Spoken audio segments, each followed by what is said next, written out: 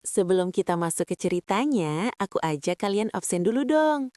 Yuk dukung channel ini dengan cara tekan tombol like dan subscribe sekarang juga.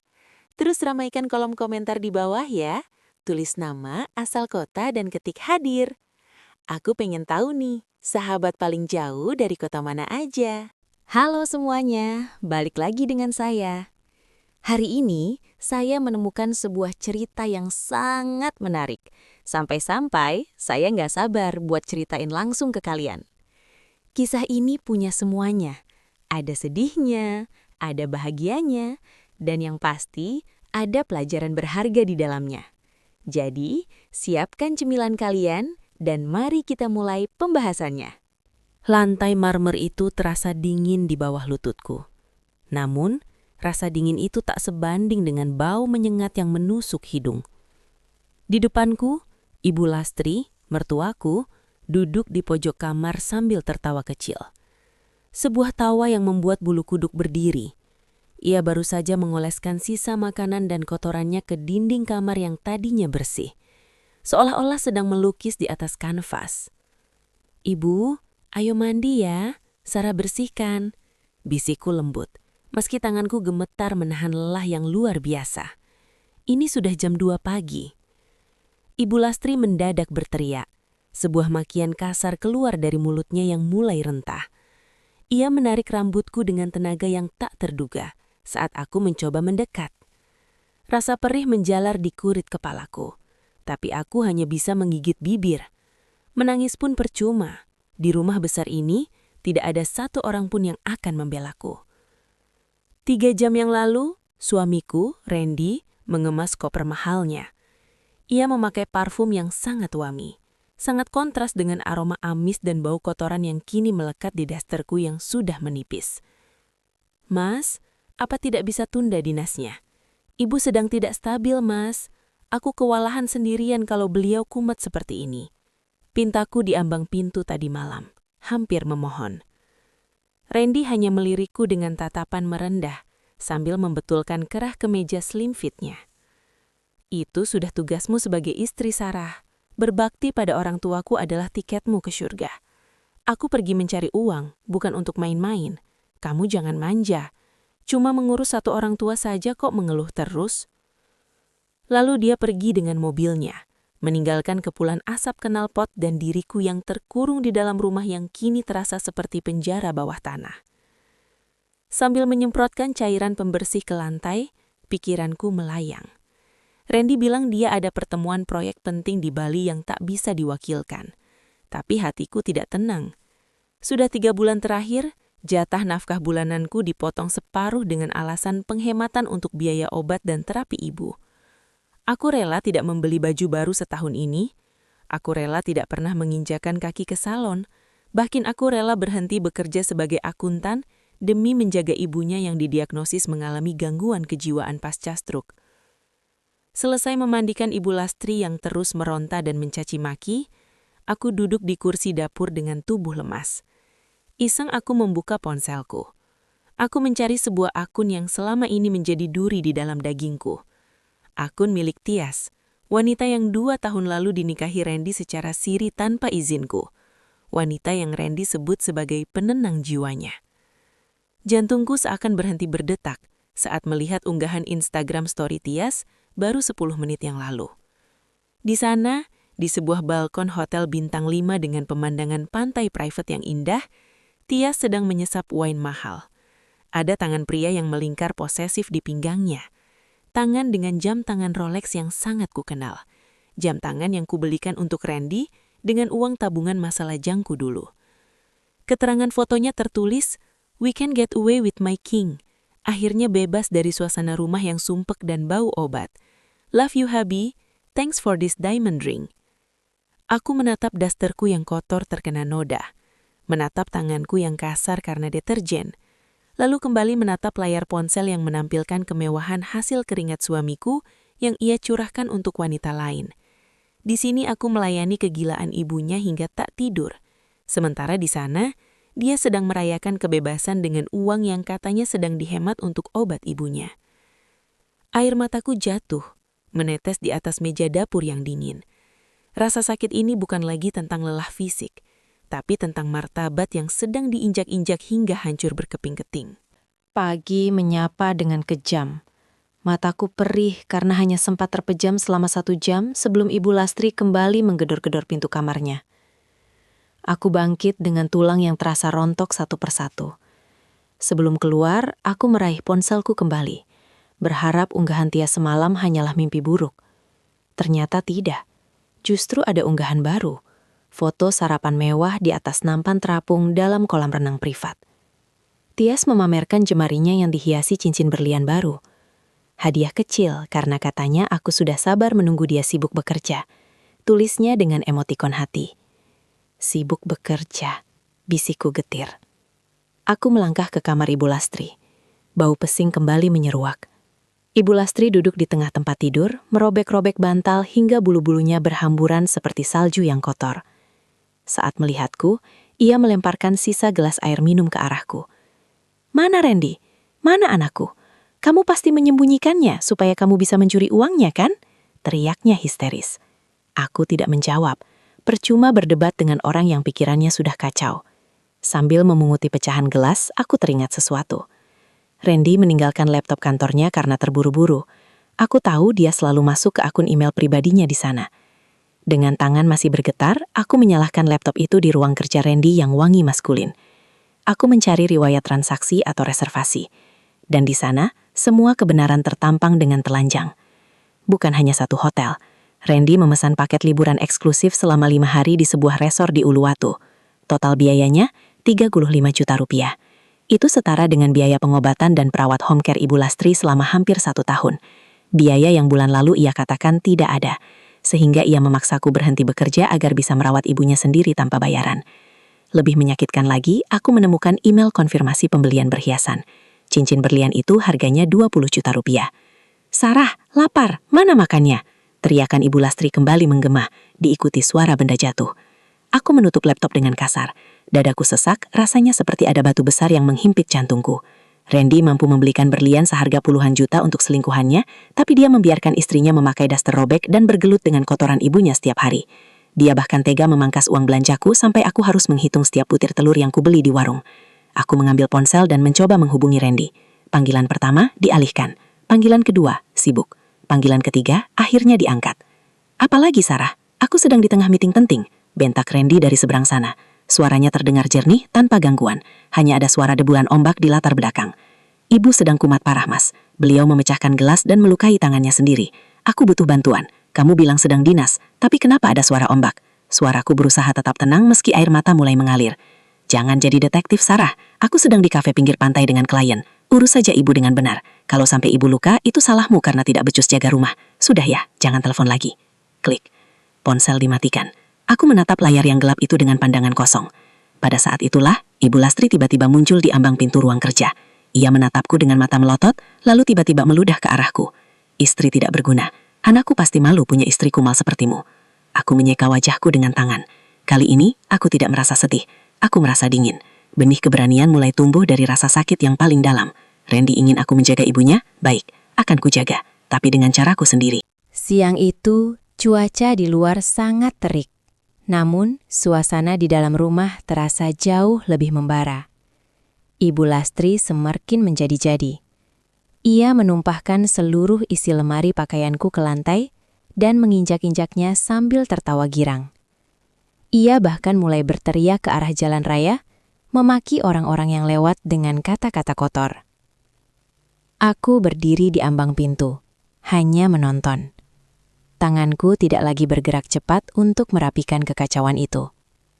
Ada sesuatu yang patah di dalam diriku saat melihat daster kesayanganku. Satu dari sedikit baju yang masih layak, robek di tangan mertuaku sendiri. Ponselku bergetar. Sebuah notifikasi pesan singkat masuk. Dari Randy. "Sarah, jangan lupa sore ini ibu harus minum obat penenang yang baru kubeli. Jangan sampai telat, nanti dia rewel. Oh iya, jangan masak yang aneh-aneh. Uang belanja minggu ini kupotong lagi ya, soalnya biaya proyek di sini membengkak." Aku menatap layar itu dengan senyum getir. Biaya proyek? Maksudnya biaya makan malam romantis di atas kapal pesiar yang baru saja dipamerkan Tias di akun media sosialnya? Aku baru saja melihat Tias mengunggah foto nampan berisi tiram dan champagne seharga jutaan rupiah. Rasa muak yang selama ini kupendam mendadak mencapai puncaknya. Aku tidak membalas pesan Randy. Sebaliknya aku berjalan menuju dapur, mengambil segelas air, lalu duduk di meja makan yang sudah berdebu karena aku tidak sempat membersihkannya. "Sarah, air! Aku haus!" teriak Ibu Lastri dari ruang tamu. Ia mendekatiku dengan wajah garang, lalu dengan sengaja menepis gelas di tanganku hingga pecah berkeping-keping di lantai. Air mengenai kakiku, dan pecahan kaca menggores sedikit kulitku hingga berdarah. "Kamu tuli ya? Ibu minta air," ia membentak tepat di depan wajahku. Aku menatapnya lurus-lurus. Tidak ada ketakutan lagi. "Ibu mau air, ambil sendiri. Ibu punya kaki kan?" Ibu Lastri terdiam sejenak. Wajahnya berubah dari marah menjadi bingung, lalu kembali menjadi murka yang luar biasa. "Kurang ajar kamu. Aku laporkan kamu ke Randy. Biar kamu diceraikan dan diusir dari sini." "Silahkan, Bu," jawabku pelan namun sangat tajam. "Laporkan saja. Biar Randy tahu kalau istrinya sudah tidak mau lagi jadi babu gratis di rumah ini. Dan biar Randy juga tahu kalau aku sudah tahu dia sedang bersenang-senang di Bali dengan wanita simpanannya menggunakan uang obat ibu." Ibu Lastri tertegun. Untuk sesaat, sorot matanya yang liar mendadak jernih. Ada kilatan kesadaran di sana yang membuatku curiga. Benarkah dia sepenuhnya sakit jiwa, atau dia hanya menggunakan penyakitnya sebagai senjata untuk menyiksaku karena Randy selalu membelanya? Aku bangkit, mengabaikan kakiku yang berdarah, lalu berjalan menuju kamar kerja Randy. Aku mengambil ponsel dan mulai merekam. Aku merekam kekacauan di rumah, merekam Ibu Lastri yang sedang memaki, dan merekam luka di kakiku. Aku membuka grup WhatsApp keluarga besar Randy yang berisi paman, bibi, dan sepupu-sepupunya yang selama ini selalu memuji Randy sebagai anak berbakti. Aku mengirim semua video itu, ditambah dengan tangkapan layar unggahan mewah Tias di Bali. Keterangannya singkat. "Selamat siang keluarga besar. Mohon maaf jika mengganggu, saya hanya ingin mengabarkan bahwa Mas Randy sedang dinas, merawat istri mudanya di hotel mewah, sementara saya di sini sedang berjuang agar tidak mati di tangan ibu yang sedang kumat. Mohon bantuannya untuk mengirim perawat, karena saya memutuskan untuk berhenti hari ini." Setelah menekan tombol send, aku mematikan ponsel. Aku bisa membayangkan badai yang akan terjadi dalam grup itu. Tapi bagiku, ini bukan lagi soal menjaga aib suami. Ini soal menyelamatkan nyawaku sendiri. Hanya butuh 10 menit bagi grup WhatsApp keluarga besar Randy untuk meledak.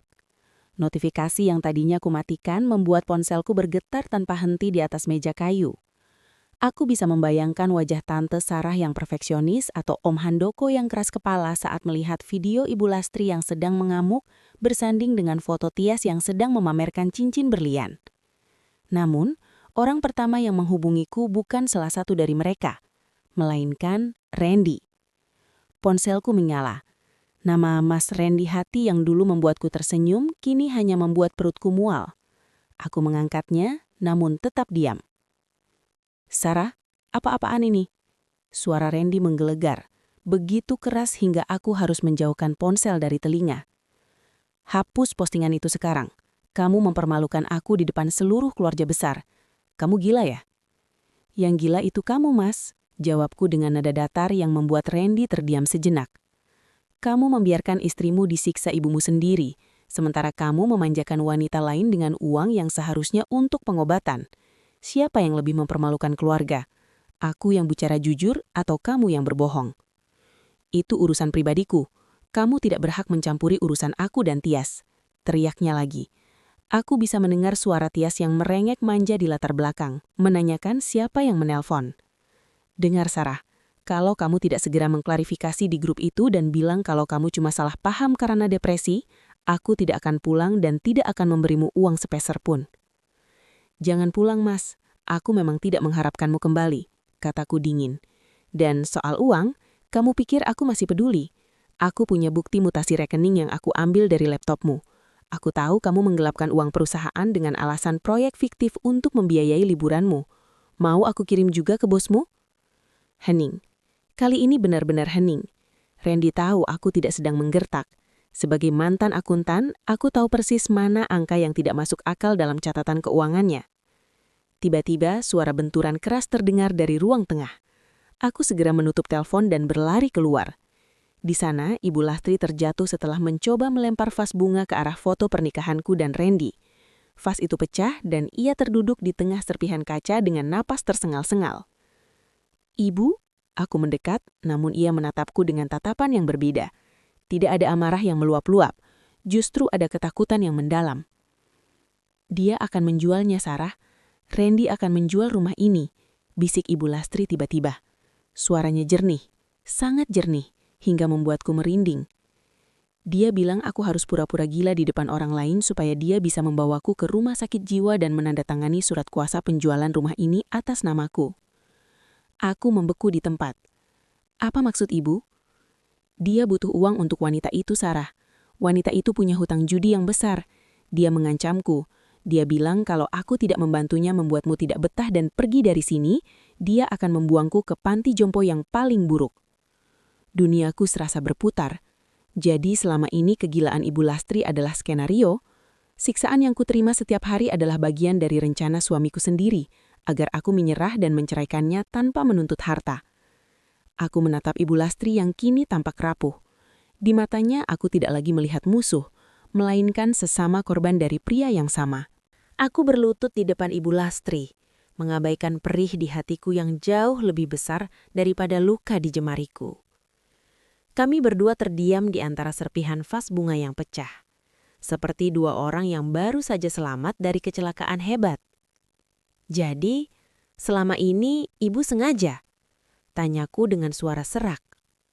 "Semua makian itu, kotoran di dinding, jambakan rambut itu, semua atas perintah Mas Randy?"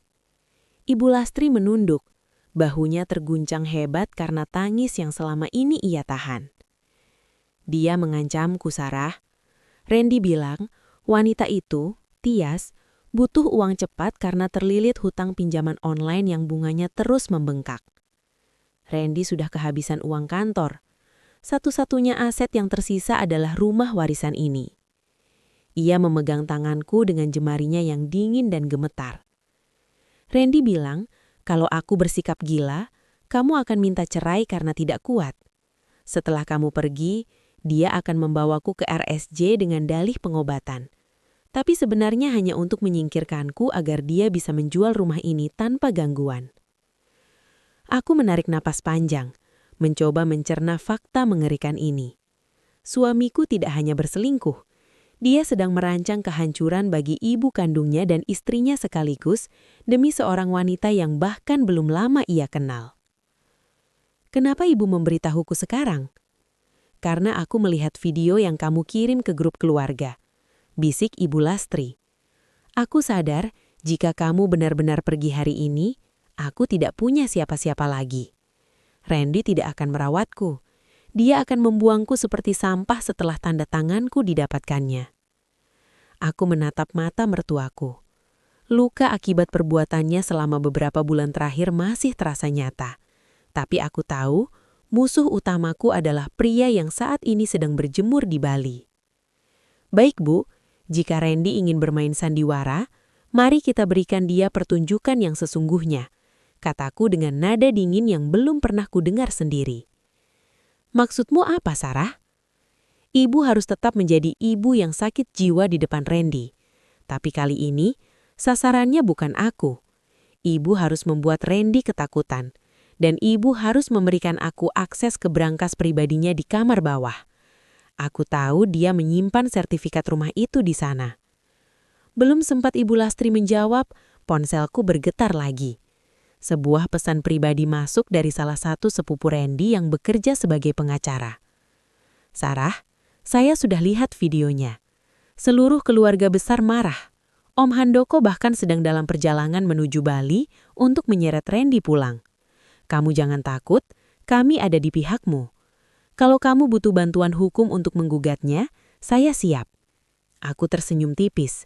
Jaring-jaring yang kusebar mulai bekerja. Randy mengira dia bisa mengisolasi aku di rumah ini dengan kegilaan ibunya. Tapi dia lupa bahwa di zaman sekarang, satu video bisa menghancurkan kerajaan kebohongan dalam sekejap. "Bu, hapus air mata Ibu," kataku sambil membantu Ibu Lastri berdiri. "Mas Randy mungkin punya istri muda yang cantik, tapi dia lupa bahwa dia punya istri dan ibu yang jauh lebih pintar darinya. Malam itu, untuk pertama kalinya setelah sekian lama, aku makan malam dengan tenang bersama Ibu Lastri. Kita tidak banyak bicara, tapi ada sebuah kesepakatan bisu yang terjalin. Besok, Randy akan pulang karena paksaan keluarga besar, dan dia tidak akan menemukan istri yang lemah atau ibu yang penurut. Dia akan menemukan neraka yang dia bangun sendiri. Keesokan harinya, suasana rumah terasa sangat mencekam. Aku dan Ibu Lastri sudah bersiap. Sesuai rencana, Ibu kembali mengenakan daster kumalnya dan duduk di lantai ruang tamu, menggumamkan kalimat-kalimat yang tidak jelas sambil merobek-robek koran bekas. Sementara itu, aku duduk di meja makan, menatap pintu depan dengan tenang. Tepat pukul 2 siang, sebuah mobil berhenti dengan suara derit ban yang tajam di depan pagar. Jantungku berdegup kencang, namun aku memaksakan diri untuk tetap dingin. Pintu depan didobrak terbuka. Randy masuk dengan wajah merah padam. Nafasnya memburu. Namun, ia tidak sendirian. Di belakangnya, Tias melangkah dengan angkuh, mengenakan kacamata hitam besar dan menjinjing tas bermerek terbaru. "Sarah, beraninya kamu!" Randy menghentikan teriakannya saat melihat Ibu Lastri yang sedang tertawa histeris di lantai sambil melemparkan potongan koran ke arahnya. Anakku pulang, bawa boneka baru ya?" Ibu Lastri menunjuk Tias dengan jarinya yang gemetar. Lalu tiba-tiba ia bangkit dan berlari ke arah Tias dengan tatapan liar. "Ah, Mas, singkirkan wanita tua gila ini dariku!" jerit Tias ketakutan sambil bersembunyi di balik punggung Randy. "Ibu, tenang Bu, ini Randy." Randy mencoba menahan tangan ibunya, namun Ibu Lastri, sesuai rencana kami, berhasil menjambak sedikit rambut pirang Tias sebelum akhirnya ditarik mundur oleh Randy. "Sudah puas liburannya, Mas?" tanyaku dengan nada sangat santai sambil menyesap teh hangat di tanganku. Randy menoleh ke arahku, matanya berkilat penuh kebencian. "Kamu sengaja kan? Kamu sengaja membiarkan ibu jadi begini supaya kamu punya alasan untuk mempermalukan aku di grup keluarga." "Aku tidak membiarkannya, Mas. Aku hanya lelah jadi satu-satunya orang yang peduli," jawabku. Aku berdiri dan berjalan mendekati mereka. Tias menatapku dengan jijik, seolah aku adalah kotoran yang menempel di sepatunya. "Oh, jadi ini istri tua yang katanya pembantu itu," Tias mencibir, suaranya melengking menyakitkan. "Pantas saja Randy tidak betah di rumah. Kamu bau bawang, kumal, dan tidak tahu cara mengurus mertua. Mas, ayo bawa ibu ke RSJ sekarang juga seperti rencana kita. Aku tidak tahan ada di rumah busuk ini." Randy tampak ragu sejenak melihat ke arah Ibu Lastri, yang kini meringkuk di sudut sambil menangis buatan. Namun desakan Tias tampaknya lebih kuat. "Iya Sarah, bereskan barang-barang ibu. Hari ini juga dia aku pindahkan ke fasilitas yang lebih profesional. Dan kamu, setelah ini kita bicara soal perceraian." Aku tersenyum tipis. "RSJ? Mas, apa kamu yakin punya uang untuk itu? Bukankah saldo rekeningmu sudah limit karena membayar cicilan berlian dan hotel kemarin?" "Jangan sok tahu," bentak Randy. Ia merogoh sakunya hendak mengambil kunci brankas di kamarnya untuk mengambil simpanan daruratnya. "Aku akan menjual rumah ini minggu depan. Calon pembelinya sudah ada. Tias yang mengaturnya." "Oh, rumah ini." Aku mengangkat sebuah map coklat yang sejak tadi kusembunyikan di balik meja. "Maksudmu rumah yang sertifikatnya sudah berpindah ke tanganku karena Ibu Lastri memberikan hibah sah melalui notaris pagi tadi?" Wajah Randy mendadak pucat pasi. Tias pun tertegun, mulutnya terbuka lebar tanpa kata. "Apa? Ibu tidak mungkin melakukan itu. Dia gila!" teriak Randy. Tiba-tiba Ibu Lastri berdiri tegak. Ia menghapus air mata buatannya, merapikan rambutnya, dan menatap Randy dengan sorot mata yang sangat tajam dan jernih. Sorot mata seorang ibu yang baru saja dihianati oleh darah dagingnya sendiri. "Siapa yang gila, Randy? Ibu yang ingin kamu buang, atau kamu yang tega menjual ibumu demi wanita yang terlilit hutang pinjol ini?" Skakmat. Randy terjajar mundur, sementara Tias mulai tampak panik dan mencari jalan keluar. Ruang tamu yang biasanya sunyi itu mendadak terasa sempit. Randy berdiri mematung, menatap ibunya seolah-olah baru saja melihat hantu. Tias, di sisi lain, mulai melepaskan kacamata hitamnya, memperlihatkan mata yang liar karena panik. Ibu sudah sadar. Suara Randy bergetar, antara takut dan tidak percaya. Ibu tidak pernah benar-benar kehilangan akal, Randy. Ibu hanya baru sadar betapa rendahnya putra yang ibu besarkan dengan penuh kasih sayang. Sahut Ibu Lastri dengan suara yang begitu tenang namun mengiris hati. Randy mendengus kasar, mencoba memulihkan harga dirinya yang hancur. Ia menoleh padaku dengan tatapan membunuh. Kamu yang mencuci otak ibu kan? Berikan map itu, Sarah. Itu sertifikat atas nama keluargaku. Kamu tidak punya hak.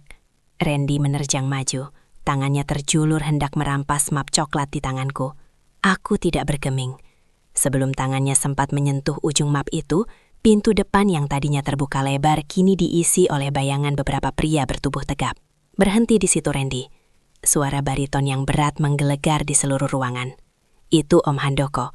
Di belakangnya berdiri dua pria bersetelan jas gelap. Salah satunya adalah sepupu Randy yang bekerja sebagai pengacara dan beberapa anggota keluarga besar lainnya.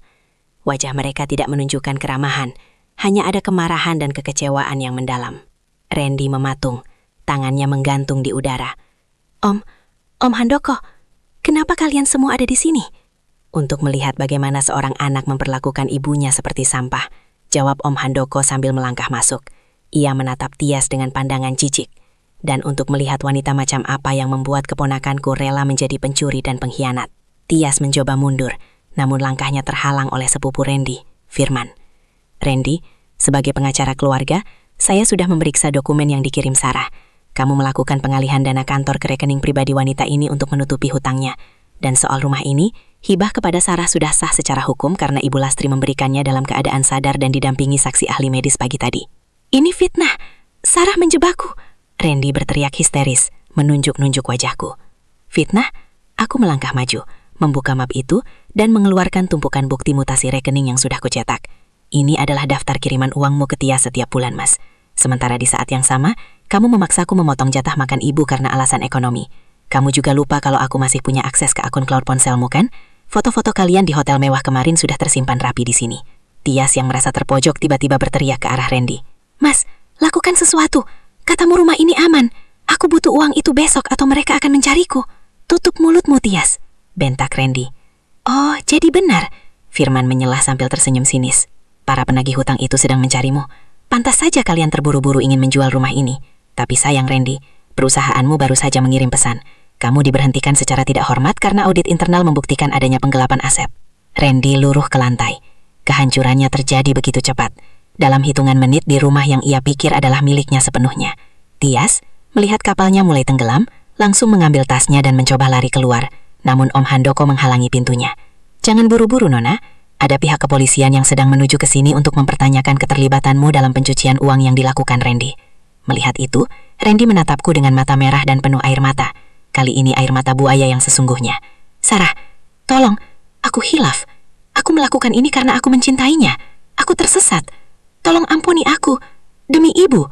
Aku menatapnya dari ketinggian, merasa mual melihat sisa-sisa pria yang pernah kucintai. Cinta tidak menjual ibu sendiri, Randy. Cinta juga tidak menyiksa istri. Kamu bukan tersesat. Kamu hanya sedang memanen badai yang kamu tanam sendiri. Suara sirene polisi yang meraung di depan pagar menjadi melodi penutup bagi sandiwara panjang yang dibangun Randy. Tetangga mulai berkerumun, berbisik-bisik saat melihat Randy digelandang keluar dengan tangan terborgol. Wajahnya yang biasa angkuh, kini tertunduk dalam, mencoba menghindari tatapan menghakimi dari Om Handoko dan keluarga besarnya. Tias tidak kalah menyedihkan. Ia berteriak histeris, mencoba melepaskan diri dari cengkraman Polwan. Aku tidak tahu apa-apa. Randy yang memberikan uang itu. Aku hanya menerima pemberian pacarku. Mas, katakan pada mereka kalau aku tidak terlibat. Randy tidak menjawab. Ia bahkan tidak menoleh ke arah Tias. Pengkhianatan di antara mereka dimulai bahkan sebelum mereka sampai di jeruji besi. Begitu mobil polisi menjauh, kesunyian yang aneh menyelimuti rumah. Aku berdiri di tengah ruang tamu, menatap noda-noda di dinding dan pecahan vas bunga. Semuanya terasa seperti mimpi buruk yang baru saja berakhir. Sarah, Om Handoko menghampiriku, meletakkan tangannya di bahuku. Kamu wanita yang kuat. Kami minta maaf karena selama ini hanya percaya pada omongan Randy yang bilang kamu depresi. Firman akan mengurus semuanya. mulai dari laporan penggelapan hingga gugatan ceraimu. Kamu tidak perlu mengeluarkan sepeser pun. Terima kasih, Om, bisikku lirih. Tenagaku seolah terkuras habis. Ibu Lastri mendekat. Ia memegang tanganku dengan erat. Tidak ada lagi akting Tila. Wajahnya kini bersih, matanya teduh namun penuh penyesalan. Sarah, bisakah ibu bicara berdua denganmu di kamar? Aku mengangguk dan menuntunnya masuk. Di dalam kamar yang selama ini menjadi saksi bisu penderitaanku, Ibu Lastri duduk di tepi tempat tidur. Ia meraih bantalnya, merobek sedikit bagian pinggirnya yang tampak sudah dijahit ulang, dan mengeluarkan sebuah buku tabungan serta sebuah kunci kecil yang sudah berkarat. Randy mengincar rumah ini karena dia pikir ini satu-satunya harta ibu. Dia tidak tahu kalau mendiang suamiku, ayah Randy, meninggalkan simpanan logam mulia dan deposito atas namaku yang nilainya jauh melampaui harga rumah ini. Ucap Ibu Lastri pelan. Aku tertegun. Ibu menyimpan ini selama ini. Iya, ibu menyimpannya untuk hari tua atau untuk anak cucu ibu. Tapi setelah melihat apa yang Randy lakukan padamu dan bagaimana kamu tetap merawat ibu meski ibu menyiksamu habis-habisan, ia menyerahkan buku tabungan itu ke tanganku. Ini milikmu, Sarah. Pakai ini untuk memulai hidup baru. Pakai untuk membiayai perceraianmu. Dan jika kamu ingin kembali sekolah atau membuka usaha, gunakanlah. Ibu, saya tidak bisa menerima ini. Ini harta ibu. Harta ini tidak ada artinya kalau ibu mati di tangan anak kandung sendiri, Sarah. Kamu sudah menyelamatkan nyawa ibu dari rencana busuk Randy. Anggap saja ini upahmu sebagai perawat paling sabar di dunia. Ia tersenyum. Kali ini senyum tulus seorang ibu. Malam itu, aku tidak mencuci kotoran atau memandikan orang yang mengamuk. Aku duduk di teras, menghirup udara malam yang segar tanpa bau obat-obatan. Di tanganku ada draft surat cerai yang sudah disiapkan Firman. Besok, aku akan menandatanganinya. Besok, aku bukan lagi menantu yang terzolimi. Aku adalah Sarah, wanita yang merdeka. Ruang sidang terasa dingin. Namun suasananya jauh lebih bersih daripada aroma pengkhianatan di rumah itu. Randy duduk di kursi pesakitan dengan rompi tahanan oranye yang tampak kontras dengan kulitnya yang biasanya terawat. Tidak ada lagi parfum mahal atau jam tangan Rolex. Yang tersisa hanyalah pria dengan wajah kuyu dan rambut yang mulai beruban karena stres di balik jeruji besi. Di sisi lain, Tias hadir sebagai saksi sekaligus tersangka dalam berkas terpisah. Ia tampak gelisah, terus-menerus membetulkan rambutnya sambil melirik ke arah pintu keluar. Saudara Randy, hakim mengetuk palu. Saudara dituduh melakukan penggelapan dana perusahaan sebesar 1,2 miliar rupiah dan penelantaran orang tua serta istri. Apakah saudara memiliki pembelaan? Randy berdiri dengan kaki gemetar. Saya melakukan itu semua atas desakan Tias yang mulia. Dia mengancam akan meninggalkan saya jika saya tidak memberinya kemewahan. Saya hanya korban perasaan. Tias langsung berdiri. Wajahnya merah padam. Bohong. Dia yang menjanjikan saya dunia dan seisinya. Dia bilang istrinya sudah gila, dan dia butuh pendamping yang lebih layak. Cukup, bentak hakim. Aku duduk di bangku penonton bersama Firman, pengacaraku. Aku hanya menonton mereka saling cakar, seperti dua ekor binatang yang terjepit di dalam lubang yang mereka gali sendiri. Sarah, kamu siap? Bisik Firman. Aku mengangguk. Saat giliranku memberikan kesaksian, aku tidak berbicara dengan amarah. Aku hanya membacakan catatan harian yang kutulis selama merawat Ibu Lastri, lengkap dengan rincian biaya makan yang dipotong, dan luka-luka fisik yang kuterima. Aku juga menyerahkan satu bukti terakhir yang baru kutemukan di brankas tersembunyi milik Randy, sebuah dokumen asuransi jiwa atas nama Ibu Lastri, di mana Randy adalah penerima manfaat tunggal jika Ibu Lastri meninggal karena kecelakaan atau sakit di fasilitas medis.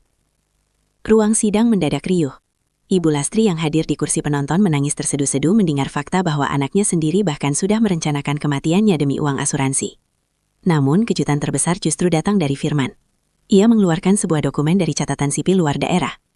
Yang mulia, untuk membuktikan bahwa motif penipuan ini berakar dari saudari Tias, kami menemukan fakta bahwa saudari Tias sebenarnya masih terikat pernikahan sah dengan seorang pria di Kalimantan. Dia bukan istri siri Randy. Dia adalah penipu profesional yang memang menargetkan pria-pria yang sedang mengalami krisis parubaya. Randy menoleh ke arah Tias dengan tatapan tidak percaya. Tias, kamu sudah punya suami? Tias terdiam. Wajahnya pucat pasi. Rahasianya terbongkar. Ia selama ini hanya menjadikan Randy sapi perah untuk membayar hutang-hutang suaminya yang asli yang merupakan seorang bandar judi. Randy luruh ke lantai ruang sidang, menangis meraung-raung. Ia telah mengorbankan ibu, istri, pekerjaan, dan kehormatannya demi seorang wanita yang bahkan tidak pernah menjadikannya suami, meskipun secara siri. Aku berdiri perlahan. menatap Randy satu kali terakhir dengan rasa muak yang sudah tuntas. Aku melangkah keluar dari ruang sidang sebelum ketukan palu terakhir berbunyi. Di luar, cahaya matahari terasa sangat hangat. Sudah selesai, Sarah, ucap Firman mengiringi langkahku. Belum, Firman, sahutku sambil tersenyum tipis. Sekarang baru saja dimulai. Aku punya rumah untuk direnovasi, dan hidup yang harus kurayata. 1 tahun berlalu dengan sangat cepat. Rumah besar di Jalan Melati itu kini tidak lagi terasa suram atau berbau obat-obatan. Dinding yang dulu dicoret-coret, kini telah dicat ulang dengan warna krim yang hangat. Halaman depan yang dulu gersang, kini dipenuhi bunga lavender dan melati yang semerbak. Di gerbang depan, sebuah papan kayu estetik bertuliskan, Dapur Ibu Sarah, Kue dan Kenangan. Setiap pagi, rumah ini riuh dengan suara mesin pengaduk adonan dan gelak tawa para karyawanku. Aku mengelola toko kue ini bersama Ibu Lastri. Sejak Randy masuk penjara, kesehatan mental Ibu Lastri membaik secara drastis. Ternyata, penyakitnya dulu sebagian besar adalah manifestasi dari tekanan batin dan ketakutan di bawah ancaman anak kandungnya sendiri. Sarah, ini pesanan untuk acara hantaran sudah siap. Panggil Ibu Lastri dari dapur bersihnya. Ia tampak segar dengan celemek bunga-bunga, wajahnya bulat dan penuh senyum. Terima kasih, Bu. Sebentar lagi kurir akan menjemputnya. Sahutku sambil merapikan tumpukan kotak kurir di etalase. Tiba-tiba, seorang kurir mengantarkan setumpuk surat. Di tumpukan terbawah, aku menemukan sebuah amplop lusuh dengan stempel lembaga pemasyarakatan. Hatiku sedikit berdesir, namun tidak ada lagi rasa sakit. Aku membukanya. Itu surat dari Randy. Isinya penuh dengan kata-kata penyesalan yang klise. Ia bercerita tentang betapa menderitanya hidup di sel, tentang Tias yang bahkan tidak pernah menjenguknya, dan justru sudah menikah lagi dengan pria lain begitu keluar dari penjara lebih awal. Randy memohon agar aku menjenguknya sekali saja, membawa masakan rumah, dan memberikan kesempatan kedua setelah ia bebas nanti. Aku terdiam sejenak, menatap surat itu. Bayangan dasterku yang kotor dan jambakan rambut di malam sunyi itu melintas sekejap. "Surat dari siapa, Sarah?" tanya Ibu Lastri lembut sambil menyekat tangannya. "Hanya iklan, Bu," jawabku tenang. Aku meremah surat itu menjadi bola kecil dan melemparkannya tepat ke dalam tempat sampah di bawah meja kasir. Aku tidak butuh membaca permohonan maaf dari pria yang baru menyesal setelah kehilangan segalanya. Sore itu Om Handoko dan Firman datang berkunjung untuk merayakan ulang tahun pertama dapur Ibu Sarah. Kami duduk di teras, menikmati teh hangat dan kue bolu pandan buatan kami sendiri. "Kamu terlihat jauh lebih muda sekarang, Sarah," puji Om Handoko tulus. "Integritasmu benar-benar membawa berkah. Aku hanya mengambil kembali hidupku, Om," jawabku sambil menatap langit senja yang berwarna keunguan. Ibu Lastri menggenggam tanganku di bawah meja. Kami berdua bukan lagi menantu dan mertua yang saling menyiksa. Kami adalah dua wanita yang selamat dari badai yang sama, yang memilih untuk saling menguatkan alih-alih saling menghancurkan. Aku menyadari satu hal penting, surga yang dijanjikan Randy dulu melalui pengabdian buta adalah surga palsu. Surga yang sesungguhnya adalah saat kita memiliki keberanian untuk berkata cukup pada ketidakadilan, dan memiliki ketenangan untuk membangun kebahagiaan di atas kaki sendiri. Randy menempatkan istri mudanya di hotel mewah untuk liburan sementara aku menderita. Namun kini dia mendekam di sel yang sempit sementara aku memiliki rumah ini, kasih sayang Ibu Lastri dan masa depan yang cerah. Hidup telah memberikan penilaian akhirnya, dan aku akhirnya menang. Tamat. Oke, itu dia pembahasan kita hari ini. Gimana? Cukup bikin geleng-geleng kepala, kan? Saya harap kalian dapat sesuatu dari video ini, atau minimal bisa nemenin waktu luang kalian. Jangan lupa subscribe kalau kalian gak mau ketinggalan cerita-cerita menarik berikutnya yang bakal saya bahas. Makasih udah mampir di channel ini. Sampai jumpa lagi di video berikutnya.